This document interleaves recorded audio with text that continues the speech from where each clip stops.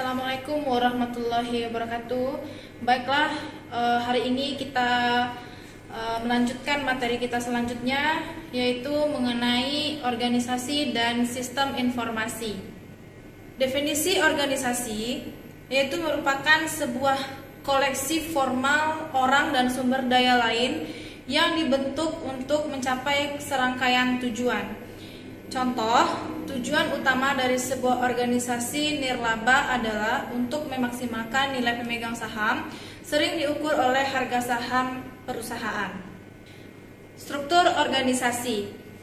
Struktur organisasi yaitu organisasi dan cara bagaimana berhubungan dengan organisasi secara keseluruhan. Struktur organisasi tergantung pada tujuan dan pendekatan manajemen dan dapat mempengaruhi bagaimana memandang dan menggunakan sistem informasi. Jenis-jenis struktur organisasi yang pertama yaitu struktur organisasi tradisional, yang kedua yaitu struktur organisasi tim dan proyek, dan yang ketiga yaitu struktur organisasi virtual dan kerjasama. Struktur organisasi tradisional yaitu merupakan sebuah struktur organisasi di mana kepala departemen melapor kepada presiden atau manajer tingkat atas. Disebut juga struktur hierarki seperti piramida manajerial di mana hierarki pengambilan keputusan dan wewenang mengalir dari manajemen strategis di bagian atas turun ke manajemen operasional dan karyawan non-manajemen. Berikut gambar piramida dari struktur organisasi tradisional. Bisa dilihat di layar berikut.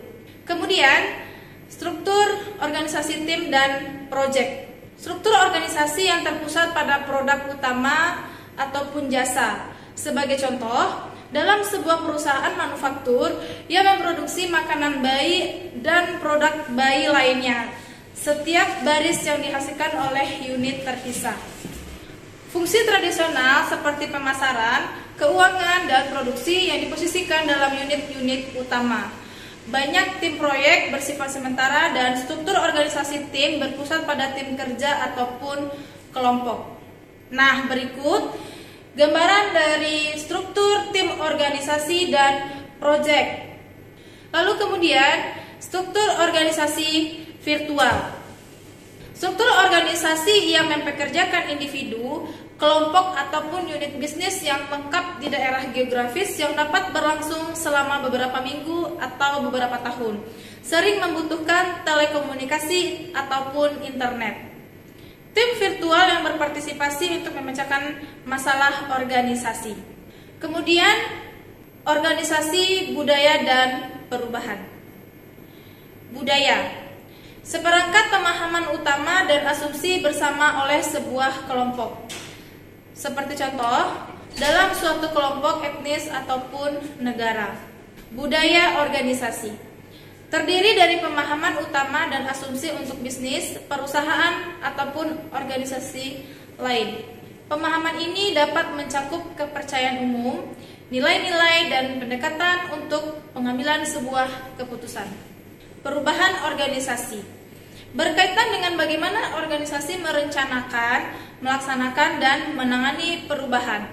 Perubahan dapat disebabkan oleh faktor internal seperti yang diprakarsai oleh karyawan di semua tingkatan, kemudian dipengaruhi oleh faktor eksternal seperti kegiatan yang ditimbulkan oleh pesaing, pemegang saham, undang-undang peraturan masyarakat, kejadian alam seperti badai, banjir, dan kondisi umum ekonomi.